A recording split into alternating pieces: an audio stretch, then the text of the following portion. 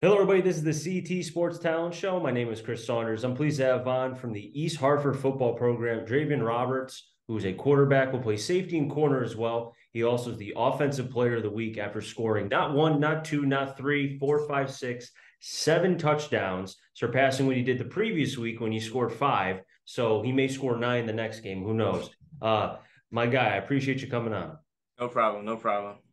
Before we talk Here. about that game, because I know we're going to talk about it quite a bit, you're only a junior, you put up the numbers that you are. I want to kind of backtrack a little bit to last year, right? The build up to this year. Talk Yeah. to me about last year a little bit, man, about how your progress from last year led to what you're doing right now. Last year was a little bumpy for me, just learning how quick varsity football goes. It was Hmm. a little bumpy, but I didn't do bad. I was more of a runner. I didn't believe in my arm as much as I do this year. When you, Um, when you talk about the bumps, man, I mean, you just mentioned how you believe more in your legs than your arm. And it's funny because I interviewed a kid yesterday from Enfield who I mentioned about, and it's not an insult, but you believe in your athleticism more than maybe kind of where you are yeah. quarterback wise. So is that kind of where you were at that time last year? Yeah, that is. It was more like forget about the past. I'm just gonna run because I think that's what puts my team in the best position. But I came to realize that's not the truth. Now, what was there a particular game? Was it maybe one of the coaches that spoke with you? When was it where you kind of got that switch of I need to change, not so much how you play, but kind of, evolve with the position? Because as you move on, and hopefully college is on the horizon one day, you're going to be facing bigger defensive linemen, bigger Yeah. defensive ends. Guys are quicker. They're Yeah. on the ball. I mean, you know what I'm talking about. So when did that switch kind of flip for you? When we had a change of head coaches, my this year we got a new coach, Coach Benny. He helped me become like more smarter in the backfield, like being able to read the defenses and Hmm. read weaknesses and to throw the ball more, basically. Made me have trust in my arm. I appreciate him for that. So, it's funny that you mentioned that because I was watching a broadcast early on in the season of the NFL season, and they mentioned how there was a coach that sat down with the quarterback.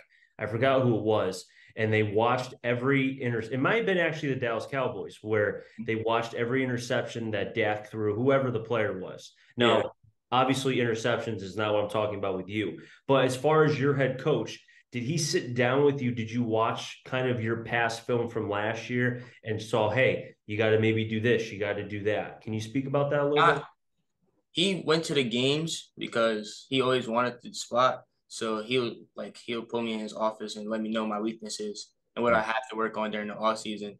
Mm-hmm. And it wasn't so much watching film, it was more so learning the playbook and like learning where the open windows are and stuff Mm-hmm. like that. That helped me a lot. So, what were some of the things in the off season for yourself that you wanted to work on? Because I'm sure you worked tirelessly during the summer. Yeah, during the summer I was working with my quarterback coach. Shout out to Cooper.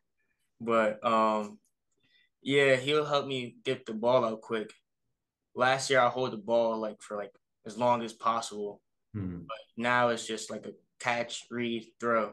Like quick feet in the backfield, being able to step up, Hmm. back out, roll left, roll right, and make a read, make a play. How was your arm swing too? Because I know, again, high school level, there's a lot of kids that kind of almost like they're long tossing in baseball where Yeah, they that's how stop that's how it that. was for me last year. But Really? over the summer, Uh-huh. I got my fundamentals way better. Like, Was it hard for you, man, to kind of get away from that kind of that yeah, long release? How it tough took was about that? it took about like three, 3 to 4 months Really? to get out the habit because I've been doing that my whole life. So to make that change this year, it Hmm. was like something new. What were some of the drills, if you can share, that you were doing? There's so much I can't even think about on the top of my head. If you can name two. There was some tool drills, like there'll be like cones and Hmm. like a triangle. It's hard to explain, but like there'll be a ball at every cone. Uh, Like it'll be quick throws. Like I have to run up, grab the ball, and throw it, and then back up, catch a snap, throw it to this side, then in the middle, then to the right, to the left. Mhm. It'll be like a lot of quick releases. That's what I worked on mostly, just to get in the habit of not holding the ball for so long. When you were doing these reps, and even now during the season, because now the memory, you kind of know how it feels when it's right and when it's wrong, I would think. So Mm-hmm. you during a game, do you catch yourself if you're doing it? Pardon me, if you are having that long, Yeah, you know what I'm talking yeah, about? I would catch myself. Okay. I'll make the change. Like I wouldn't notice it in the moment, but Mhm. then like after like say the ball was like thrown too late and it hit the receiver behind him, or like thrown too soon and it didn't get to the receiver, like I'll get to the sideline and be like, dang, I could have threw it at this time and that time. Mhm. You know, just leading my receivers more. Now, when you were kind of coming into this season, I'm sure you were kind of making sure you worked with all the wide receivers, the running backs, if you have a tight end, just making sure everyone's on the same page. How Mm-hmm. does that work with everybody to make sure that everyone knew kind of what the expectations were coming into this year? That worked good. Like I'll have at all of my private sessions, I Hmm. have my starting receivers with me, getting used because this is my first time like playing with them because they were juniors last year. Hmm. So they wasn't really like getting in the game that much and he wasn't really getting that much reps. So like I'll be with them the whole summer and get my Hmm. timing straight with them. And they'll be with it. Like every time I ask, hey, you want to go to the field? Hmm. They'll be like, I'm there. Like no excuses. They'll just go. Nice, man. That's good to hear that. Now, without revealing too much, are you under center or are you in the shotgun for your offense? I'm in the shotgun mostly. Shotgun. So I would think now, how tall are you? 6 foot. 6 foot. Okay, so you're still growing, but you at least have the ability, unlike some other quarterbacks, where you can kind of see over and Yeah. and I'm sure that that's probably the next growth for you, right? As far as Yeah. being able to notice like Tom Brady. I don't know if you're a Patriots fan. Nah, I'm not, but You're I not. respect Tom Brady. Who's your team? I'm a Steelers fan. Oh, I'm sorry to hear that. No, no, but no, seriously, their defense is fantastic. Yeah. Seriousness. But anywho, so That like Tom Brady would be able to know every defense because he saw everything, and that's how he was able to do what he did for so many years. yeah. Now, for you, obviously not comparing you to Tom Brady because that's way too high. I mean, way too much pressure. But have you kind of noticed yourself how you're starting to see things pre-snap and Yeah. then change things up? I'm starting to feel myself becoming smarter, like knowing the game more, and it's actually more fun. Once you know more about the game, it's like more enjoy, like you enjoy it more. So it sounds like to me that you get, like you said, you get a lot of joy. You get a kick out of being able to see what the defense is. Like, do Yeah. you kind of smile and you're like, hey, they're playing cover three. I know Every what game, they're doing. every single game, I always Really. have a smile on my face That's because awesome, it's dude. just fun. It's what I love to do. I love being a quarterback. That's awesome to hear that. And I mean, hey, by the scores that I've seen, dude, I mean, granted, yes, East Hartford's 1-2, but you guys have put up 38 points, 44 points, Yeah. 52 against Danbury. I mean, has that ever been done in East Hartford football history, putting up that many points Not that I early? can remember, like consistently. Not that I can remember. Yeah, I mean, I'm kind of dating back a little bit, just a couple years. I don't remember East Hartford doing that. Now, maybe once in a while, okay, but Yeah. for consecutive games putting up over 30 points, I mean, I get it's high school football, but that's still difficult to do. Yeah, it is. But when I know the offense and I'm able to read the defenses, Mhm. it's not that hard to put up that many points. So, is it fair to say that even with all the points that have been scored and what you guys have been doing offensively and yourself, that you haven't even hit the tip of the iceberg yet? Not even close. That's scary. Not even close. Like that's scary for a lot of teams in the CCC, you know? Yeah. Well, I want to talk about the previous game against Danbury. And Danbury is a fine program in the FCS. Coach Thierry does a great job. I've known him for a couple of years.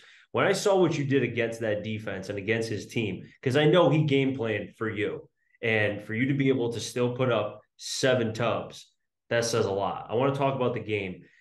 Okay. When was it? Did you start? What was it? The first touchdown? Was it the second? The third? When did you start to realize, like, oh, I've got something tonight? The first drive. Really? We forced the defensive stop, we forced a punt, and then we just like marched down the field first drive with Mm-hmm. with kind of ease. And then I was like, I got this. Like Mm-hmm. just another team. We wasn't going into that game thinking like it's a FCX team. It's an Mm-hmm. Alliance game. This is such a big. We just went in there, had fun, played football. So when you started, with the touchdowns after one and then two and then three, did you know how many you No, had? no, No? I did not. I thought for my last touchdown, I thought I had six. Wow. I thought I finished off with six because my high school record or the high school record here for the most touchdowns in the game was five. And then I tied it last week. And then I told, because my quarterback coach now is a Mm-hmm. person who set the record. So I told Really? him, I was like, I'm coming for your record next week. So when I had six, I was mad excited. Like I was super excited. And then come to find out when Game Time CT posted the article, they said I had seven. And I looked back at the film and I did have seven. And I was like, oh shoot.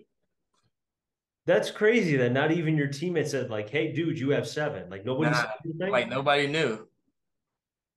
I Nobody. If you just do the math, right? Yeah.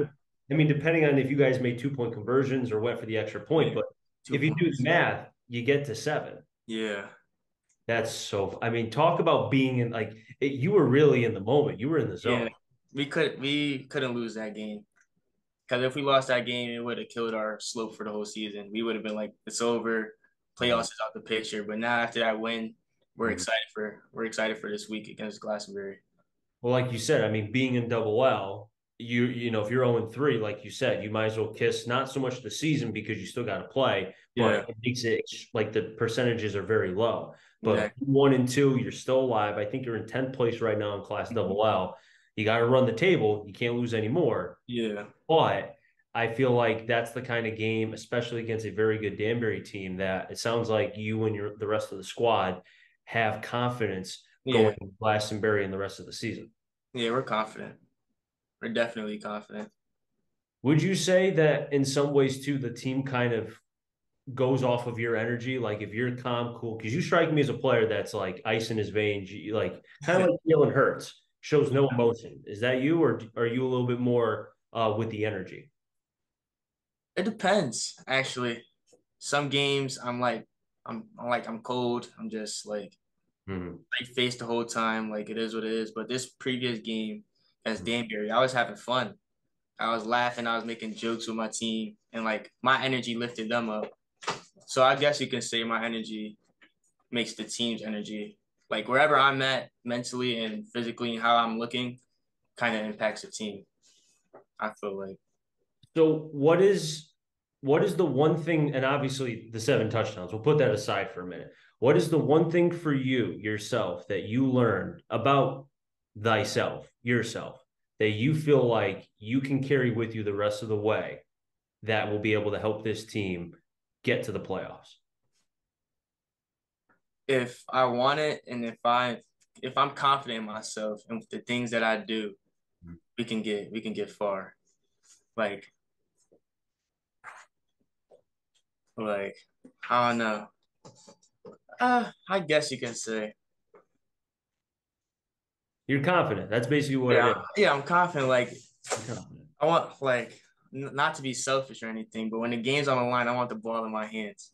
That's not selfish. That's being a gamer. You Yeah, want the ball. yeah, that's the type of person I am. Yeah, if you don't want the ball in a pressure situation, why are you playing the game? Yeah, and as a quarterback, I feel like I kind of need to be that person. Exactly. Play happen. So And like that, when Danbury was like crouching up on us and started to get close, I started putting the ball in my own hands just to like seal the deal. And that's when the seventh touchdown came. It was we just recovered an onside kick up like I think 10 points and we recovered it and then I just broke one. I broke off like six tackles and then broke one to the end zone and then I was like, that's it, it's over. Their hope is done. You've seen like their spirit like break. It was like game on the line. Yeah, I just want the ball. and like you said too, every game now, like let's be honest, every game is a playoff game from here on out. Yeah. You have to win out. You need a little bit of help, but Yeah. more loss and it's probably over. So you're going to have to win out. So every game is a playoff game. You want the ball in your hand and you want to be able to help this team with the rest of your teammates get to the promised land. Yeah. That's That's awesome. what it's like. That's awesome, dude. Hey, congratulations on being the offensive player of the week, Drayvn. Really Thank you. appreciate you coming on. Best of luck against Glastonbury, Thank and you. keep doing what you're doing, man. Because 5-7, I'm anticipating 9 for the next game. Who knows? Who knows? Only God knows. Hey, but congratulations again, buddy. Thank you. Thank you. No problem. That wrap things up here on the CT Sports Talent Show. So until next time, stay safe. Remember, CT stands for Connecticut Talent. I'm a Drayvn. Find them all. Enjoy the rest of your day, everybody, and be well.